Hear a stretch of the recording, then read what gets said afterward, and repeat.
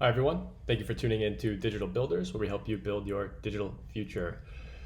Today, we're going to cover ways that you can avoid scams. I'm going to explain some red flags to look out for and ways to meticulously investigate particular projects to see if they're sus or not, and to see if it's something that it's worth your time and money to invest in, or if it's a rug. Before we get into that, just wanted to quickly plug my own channel. I hit 1,000 subscribers. Thank you guys so much for subscribing. I really appreciate your support. It's been really fun listening. It's been really fun reading your comments and having your feedback. It's been overwhelmingly positive, and I really appreciate it. And if you haven't subscribed yet, please do so.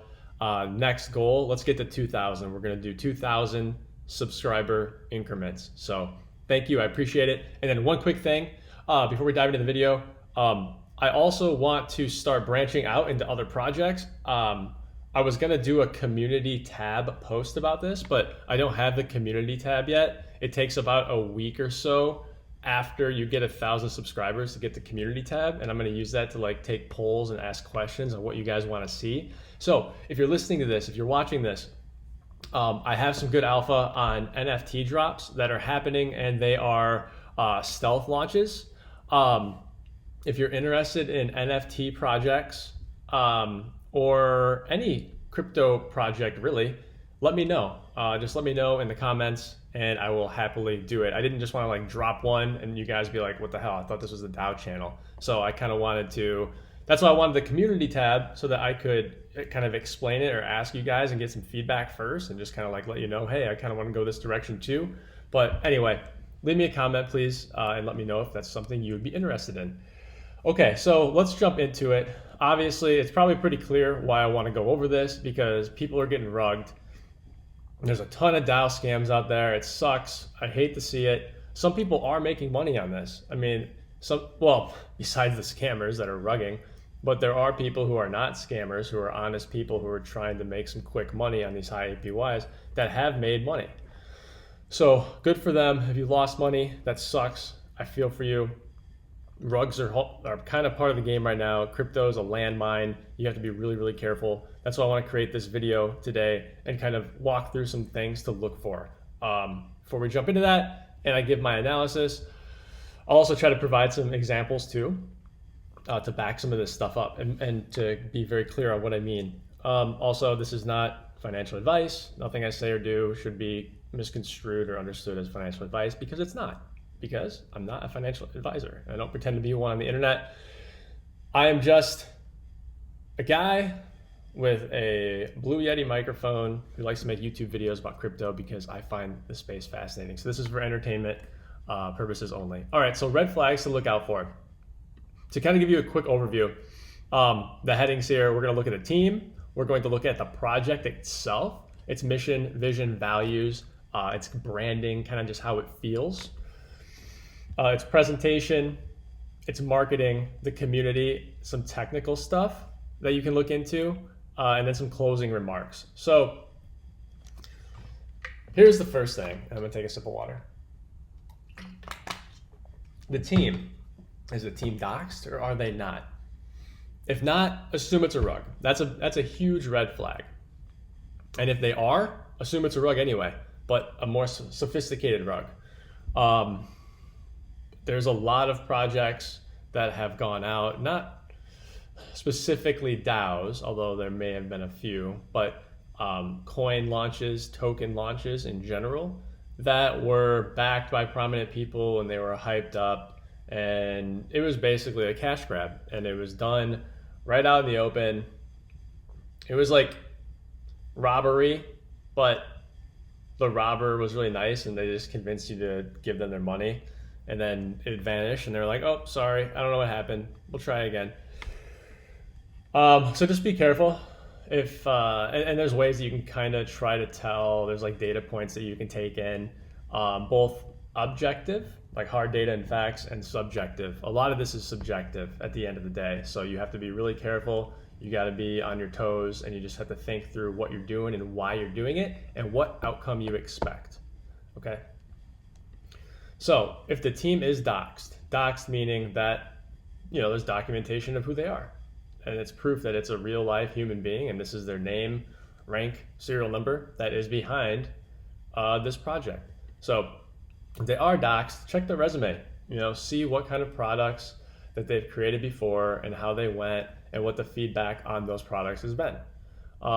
Understand what obviously this has to be relevant. The products and projects that they're doing that need relevant experience. In most cases, there are some people that come from different backgrounds that just have a knack for this kind of stuff, or just have an obsession to where they can pick up and run with crypto and just know how to make it work and can build a team around them and make it work. So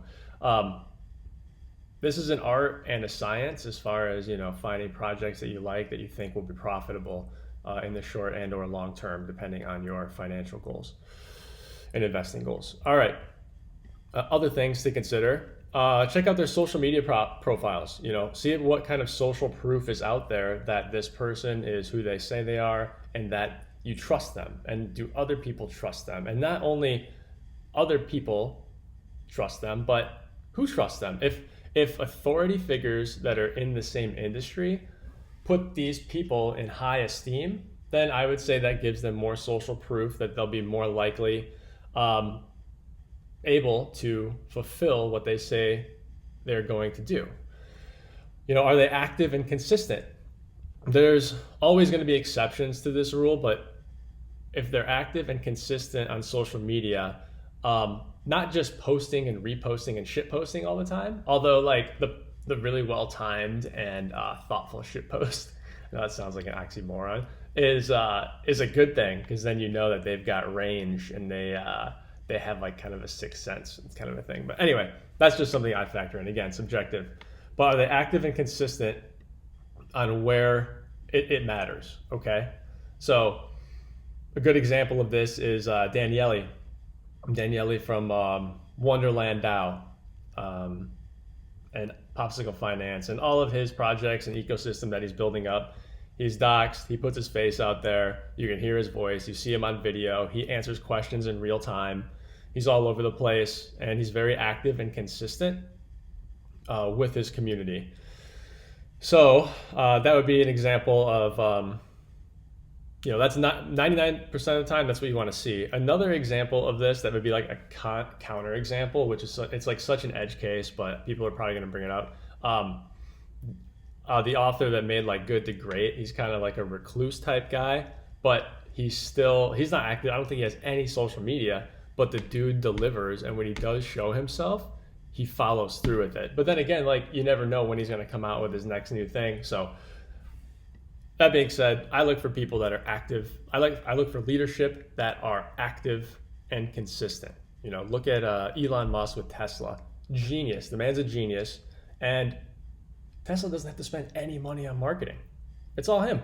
It's all him and his Twitter. So super effective, super efficient, brilliant guy. The reputation. Okay, this kind of rolls up into the social proof. Do they do what they say they're going to do? Do they have trust within their industry, amongst their cohorts, and amongst their team in the community? And have they had that over a long duration of time? Okay, do they have that credibility? And it's hard to build up a reputation and to keep it and to stay credible. I mean, you need a long track record to build something. Like, I know it looks like these crypto projects are like overnight successes and stuff, with the exception of, well, even Doge wasn't overnight success. Some of the Doge millionaires might have been, in a way. Relatively, sure. But most of these projects that are successful and sustainable are created by people who've been grinding at this shit for like 5 or 10 years. Okay, this is really important. So are they responsible? Do they overcome obstacles? Do they take on challenges head on, take responsibility for it, say, hey, I'm going to own this? And are they honest and transparent about, hey, this is not going well and this is why, but this is what we think we can do to overcome it? And if they can say things in a very matter-of-fact way and not sugarcoat it, that's what I look for. Again, 2 examples, I just mentioned it before, but Daniele with Wonderland DAO, and then Elon Musk with Tesla. I mean, if you listen to their interviews, they'll tell you like what the issues are with certain things, and they'll put it in very plain terms, plain English terms, easy to understand, no flowery language. So they're very, very direct, which is good. How do they handle adversity? Like when things go wrong, how do they handle it? Like, do they have the project in mind? Do they have their team in mind? Do they hold their vision? Because problems are going to happen. It all depends on how do you adapt. We noticed with some of these DAOs, whether they were a rug to begin with or not, let's say like Snow Bear DAO, for example, let's give them the benefit of the doubt. They just gave up because shit didn't go their way. Like they just drove the project into the ground and then they quote unquote gave up, which could have just been like a soft rug or a slow rug.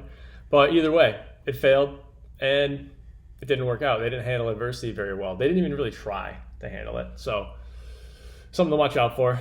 Again, they weren't doxxed though, so there's no real recourse for the people that lost money that did trust them, unfortunately. But okay, yeah, are they a hater? Are they salty? Or do they shit talk? If they do this a lot, and it just seems like they're kind of maybe like have some jealousy, or they just if they've got time to be salty and to hate on people, and to like go out of their way and do that, they need to put that energy towards towards the project. How is that helping the project? How is that adding value? Okay, I understand it if you're trolling, if you're a skillful troll, and you know how to get attention in the right way, and you use that for your profit and for your benefit. Oh, that's fine. There's a difference between that and just being like a straight up hater or salty or jealous or just talking shit because you're just in a bad mood or a baby about it.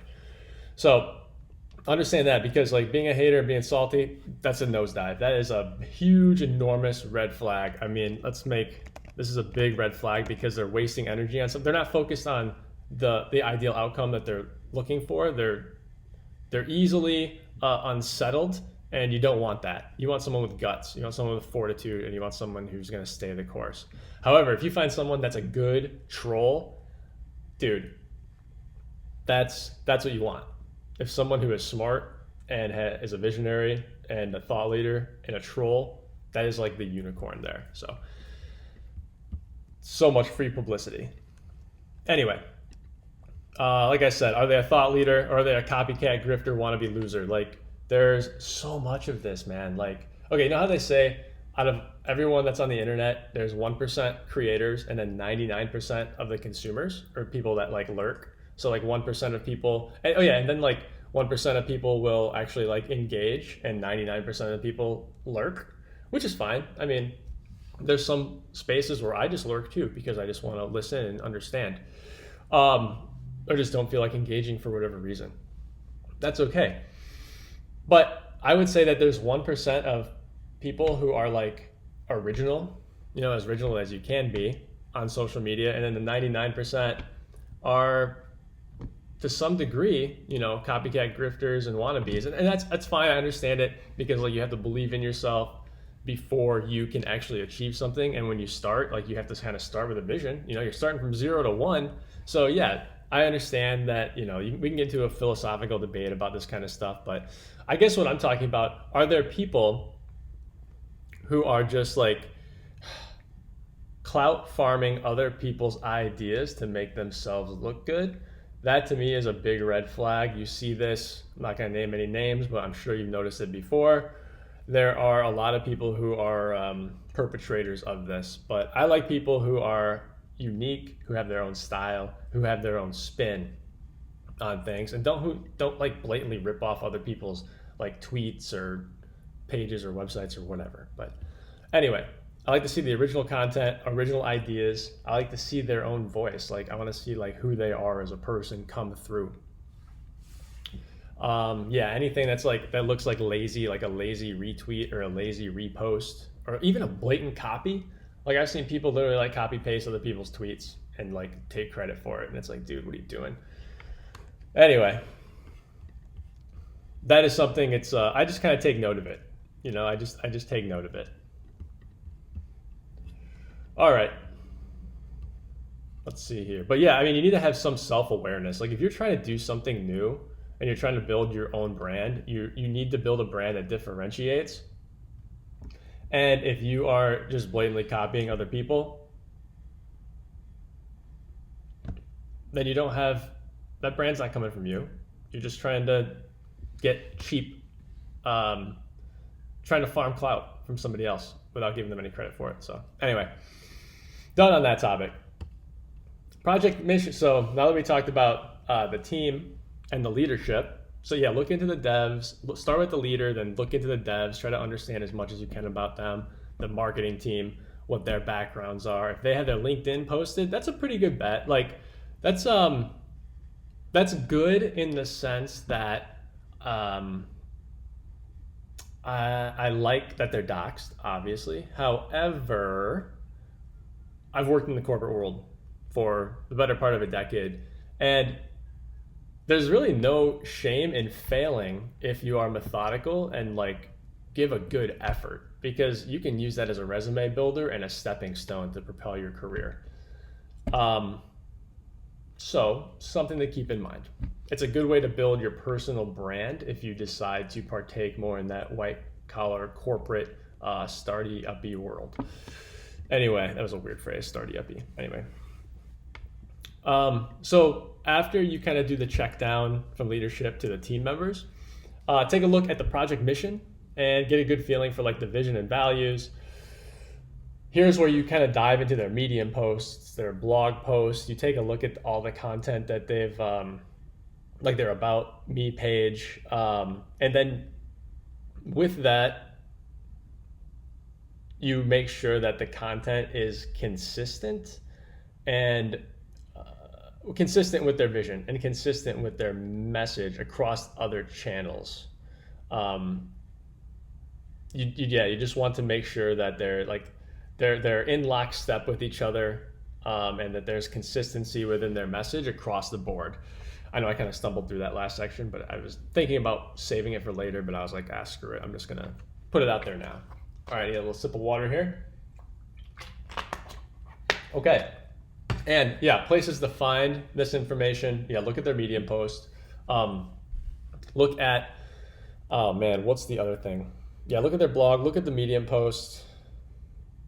I'm drawing a blank, but any documentation that they link to their project or in their Discord, yes, devour it, read every word, and get a good feel for it. Understand if it's unique, like what they're trying to do, like what's the value add, like what's so special about it, what's new about it, what's special about it, and show me, like, can they show you that? Like, is it, like, can you see it? Like, when you read their words, can you see it? And, like, can you feel that they really mean it? That's important. And then ask yourself, like, okay, if it does add value, is it sustainable? Is this a long-term thing? Or is this like a quick get-rich-quick scheme, or something else, or some kind of smoke and mirror magic trick that you need to be aware of? But really understand like what the leader is trying to convey with their message, and see if you can't see the picture that they're trying to paint for you, and if it's not different than something you've seen before, you might want to reevaluate. All right. The presentation. So this kind of goes with the marketing, like how it's, I guess, packaged, how their products are packaged. I guess it would be kind of like the branding, but in a way. So like the depth of their content, like, you know, we went through some of these DAOs and their Medium posts were just so light, and just, it was all copy paste. It was soulless. It was heartless. Dude, it was dead. It was just a shell is what it was, man. It was just a fugazi shell of a project. And you could tell there was no real like heart and soul behind it. That's kind of what it felt like. But if there's depth, if you feel like, if you have like an aha moment after reading it, then, you know, that could be something to pay attention to. Like I said, I know that's subjective, but it takes time, it takes thought, a lot of hard thought to add depth to your content, to add like polish, to have it so refined and polished that it's like very dense, where it can say a lot and with impact in a very short amount of time. If it's low effort work, yeah, red flag, guys, get out of there. You don't want any part of that. And we saw a lot of low effort work too when some of these DAOs that went live, just literally blatantly ripping off other people's files and websites and just copy and pasting pretty much all the documentation. Are the details buttoned up?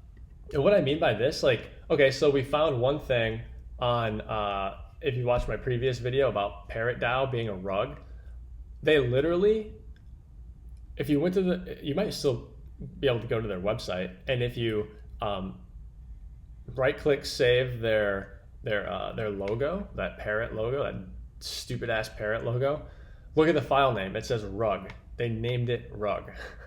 Ridiculous. And here's another example. Let's go to Snowbear DAO. Snowbear DAO. Look at, dude, okay, I didn't even notice that. Look at that right there. They still have the Wonderland icon. They use the Wonderland freaking favicon. I didn't even realize that. They just like literally copy and pasted this and then put a dumb little bear over the top of it. Or I think bears are cool. It's just, I'm mad. So let's look at the name here. So yeah, it says, let's see what, on that, it says Wonderland nav header. What the hell? Wonderland navigation header. This isn't Wonderland, but they literally took it from Wonderland. So just like little details like that, you can tell if this was stood up really quick and was just out there to get a quick buck, basically. And here's other things to look out for. Like, scammers are probably going to see this video and they're going to be like, oh man, we should adjust. And wait till I get to the other stuff. I'm going to talk about like registering domain names and servers and things like that. But they also try to put like other variables out there to make themselves look more legitimate. Like, oh, donate to the WWF. Oh, this is perfect. Oh, bridge to Avalanche. These are cool features. These are neat. These are things that are gonna help give me the this halo of trust and make people feel warm and fuzzy about wanting to invest in our project. But so be careful. Like, people go through great lengths to try to deceive. So just be aware of that. All right, back to our notes.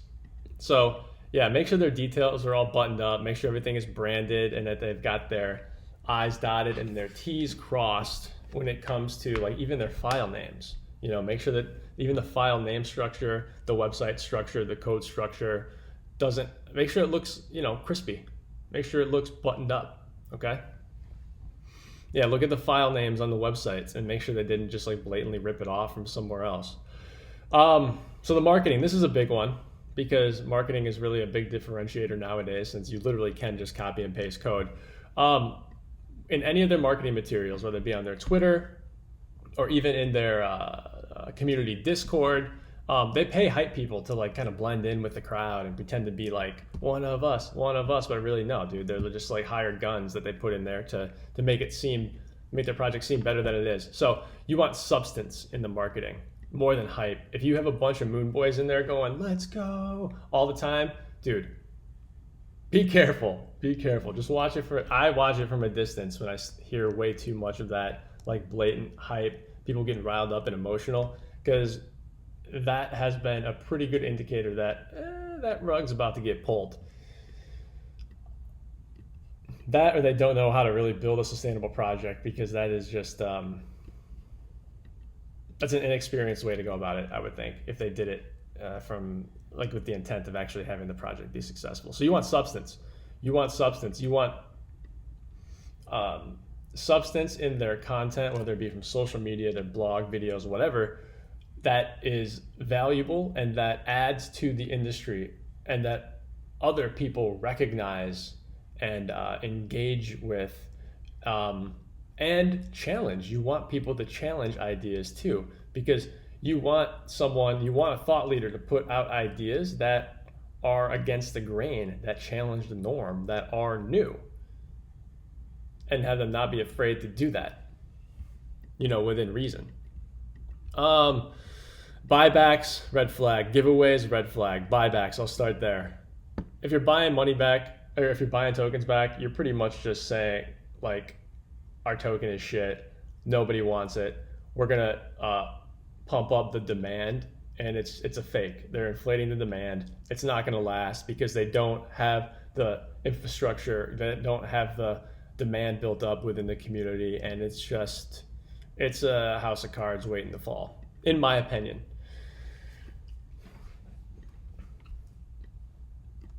I see way too many projects relying on that because they're trying to appease their investors, who are essentially there, a lot of them, let's be honest, kind of just looking for a free handout and easy money. So whenever I see the buybacks, I think that's a red flag. The giveaways, this can be okay, but I think it attracts the wrong kind of people. It's hard to build a sustainable community when you're giving free stuff away, man. If you're giving away swag, people are only there for one thing. What's in it for me? And if they don't get what they want, then they leave. Or they do get what they want, and that's it. They don't care. They don't make a connection with the brand. They don't care about the project. They just want free stuff. So giveaways, not on my, like projects that prioritize giveaways too much. No, I usually don't deal with them. My personal opinion is that I stay away from them. Inconsistent communication from leadership, insignificant communication from leadership, like announcements that they're going to make an announcement that they'll be announcing something in a future announcement. Get out of here with that shit. Like, have something real. Like, if you don't have something concrete, at least one good thing that's valuable to report every day, what are you doing? You're not working? Like, this is their job. They should take it seriously if they're making these projects, and they should be reporting back to their community, because their community in Web3, in DAOs and crypto, is everything. It's all about the network effect. All right. And they are the gel that holds it together until that network effect can take a life of its own, which eventually DAOs will get to. That's why it's called a decentralized autonomous organization. It needs to be established. It needs time, though, to cook. And we haven't really seen that yet with many of these. Time and Ohm are probably the closest ones. Anyway, I'll make videos about those later. Community, are they engaged, and is there genuine interaction? Genuine interaction. Oops. Interaction, right? Did I spell that right? I don't know. Because you can fake a follower account. You can fake a Twitter verification. You can fake subscribers. You can have bots leaving comments and making it seem like they're real people. Like and they can have real images of people, and they could have seemingly like they would say things and type things that humans would say. Interesting enough, these bots are getting pretty good, but also you could still kind of tell, like, they usually make some kind of like offbeat comment if it's a bot, or they don't really add any real value to the conversation. You want value added, injected into the conversation by community members, and you want it done often, consistently, constantly, because that's building brand equity. You want real followers. Follower count can be faked. You want to see that. You want zealots, man. You want people who really believe in the project and who are engaged and want to see this thing succeed. Like, that project succeeding is them succeeding. That's how you want them to be thinking about it. That's how you want those community members to be thinking about it. All right, technical.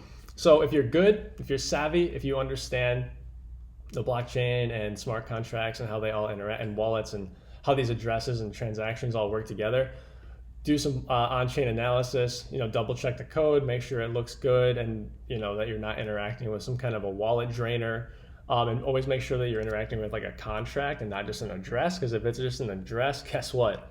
That money is getting siphoned off, funneled to somebody out in Timbuktu who you don't know, and they're just gonna go spend your Bitcoin on something. And there's really not much you can do about it at that point. It's gone forever.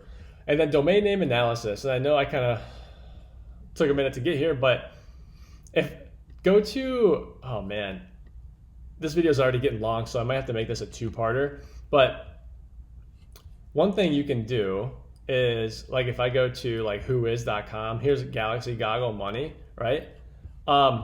Registered November 20th, 2021, expires in a year. A freaking year. So you're telling me that they're going to be a long-term project and they only register their domain name their website, their branded website, their virtual storefront for a year. A year, by the way, is the shortest amount of time possible that you can register a domain name for. So yeah, these people, they knew from the beginning what they were doing. And they're from the, apparently, what's this? Registrant content. It's private, but who knows? I don't know. They might have a, like a virtual office or something set up in the capital region of Iceland, it looks like. I don't know, according to this. I don't know, don't shoot me. I'm just the messenger reading what I see. Anyway.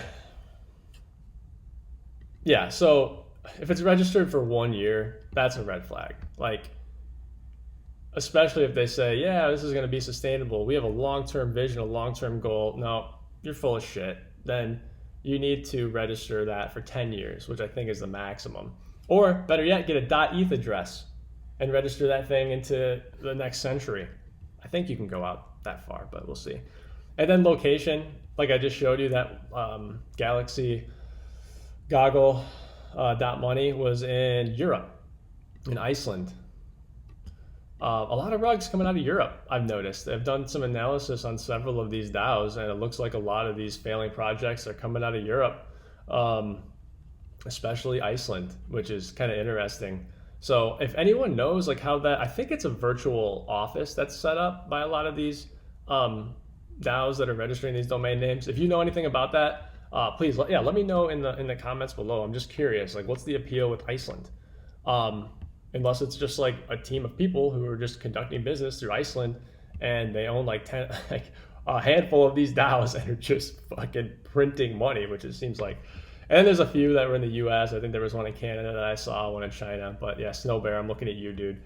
It looks like you registered in the U.S. anyway, but who knows? Like, this stuff you can deflect, and they could be like in Australia or New Zealand, and then it just depends on where you register it. Like, just like you can register a business somewhere, there's ways to kind of put it where you want to put it. Anyway, closing remarks. Like I said, it's subjective.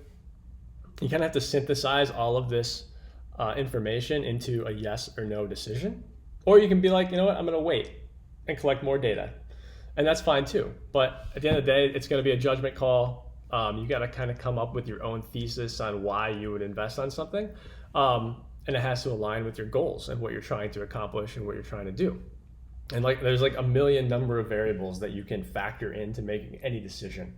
And it's just trying to like have your own process and vet it out and use your mind and use your gut to make the right call.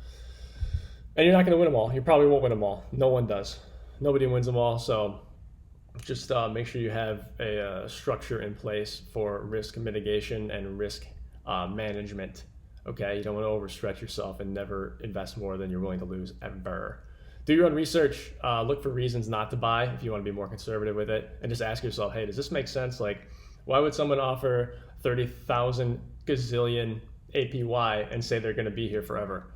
And that their project is going to take over the world? Yeah, probably not. Like, does it make sense why they would do that? Does it make sense why they wouldn't dox themselves if they really believe in it and it's permanent and they want to really make the world a better place? Like, in order to do that, the best way to go about doing that would be to show your face and to be a leader and to have people trust you. So just things to consider. Like I said, not investment advice at all. So if you have any questions, comments, feedback, please let me know in the comments below. Please like and subscribe. Don't forget to hit that notification bell because I will be putting out some more videos that are time sensitive. I want to roll more into like NFTs. There's some stealth launches that come out that I kind of keep an eye on that I can post here if you'd like me to. Just let me know in the comments though, please. Because I don't want to like throw a curveball and have people be like, oh, what the hell is that? This is a DAO channel. But really, my vision for this channel is it's going to cover everything crypto, everything digital, and it's going to talk about making money online because that's what I've been doing for the past several years. And it's a lot of fun. And I think that's the way of the future. It's already happening with remote work, but you got to be able to take your future into your own hands and make money by your own means. And I guarantee there's a skill that you have to make money. We'll get more into building real sustainable businesses later on, probably after this crypto craze dies down right now. But having a lot of fun and appreciate everyone's support so far. Don't forget to hit that notification bell. And that way you have direct notifications whenever there's a new opportunity that pops up. Thanks for watching, guys. Merry Christmas, happy holidays, love you all. Let's end this year strong. Bye for now.